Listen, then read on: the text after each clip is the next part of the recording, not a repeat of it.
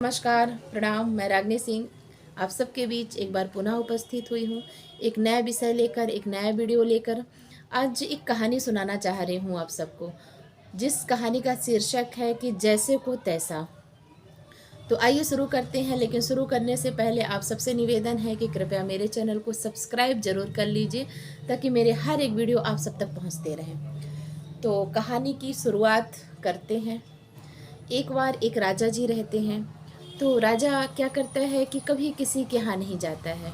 किसी के यहाँ कोई कार्यक्रम हो, कुछ भी हो, कोई उत्सव हो, तो राजा कभी नहीं जाता था।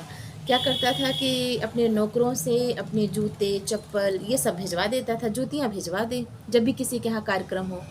एक बार हो गया, दो बार हो गया, तीन बार हो गया, तो लोगों ने आपस में विचार विमर्श किया कि देखो हर बार हम इन्हें बुलाते हैं इतने इज्जत सम्मान से और ये आते नहीं हैं।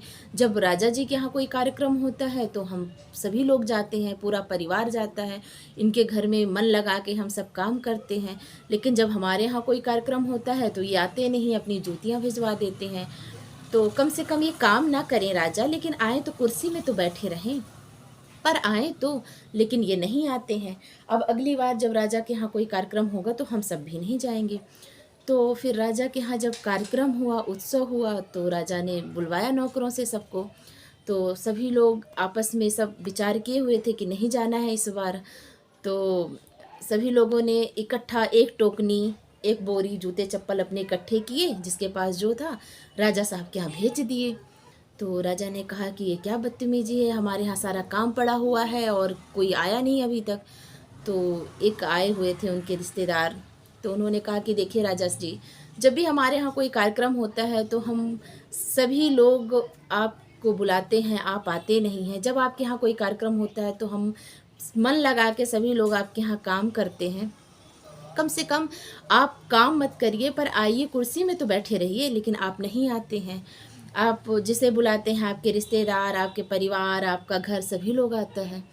तो इस बार सब लोगों ने कहा है कि आप जैसा व्यवहार कर रहे हैं आपके साथ भी वैसा किया जाएगा। तो राजा को बड़ा अंदर से बहुत लगा कि हाँ भाई, ये लोग सब सही कह रहे हैं। भाई हम तो किसी के यहाँ नहीं जाते हैं, भाई आप जो बोओगे वही काटोगे, हम जैसा बोएंगे वैसा काटेंगे। तो फिर राजा ने सबसे माफ़ी मांगी, सबसे कहा कि भाई सही बात है, अगली बार ये गलती नहीं होगी। तो सभी लोग, उनके नात रिश्तेदार, घर परिवार, सब लोग राजा जी के यहाँ आए, सब काम किए, कार्यक्रम हुआ। फिर सभी लोग मन लगा के सब किए। तो इसका अर्थ, निष्कर्ष यही है कि हमें हर व्यक्ति के यहाँ जाना चाहिए जो हमें इज्जत सम्मान से बुलाए। अगर आज हम किसी के दुख सुख में नहीं जाएंगे तो वो भी हमारे यहाँ नहीं आएगा। भाई आप बड़े हो, छोटे हो, जैसे भी हो, आप अपने लिए हो, किसी दूसरे के लिए नहीं हो। लेकिन अगर कोई आपको बुला रहा है तो आपको जाना पड़ेगा। ठीक है, वो अलग मैटर करता है कि अगर आप 2 कदम चलो तो सामने वाला 3 कदम चले, लेकिन जाना तो पड़ता है, सबके सुख दुख में शरीक होना पड़ता है। तो मुझे उम्मीद है कि आप सबको ये जानकारी अच्छी लगी होगी। धन्यवाद।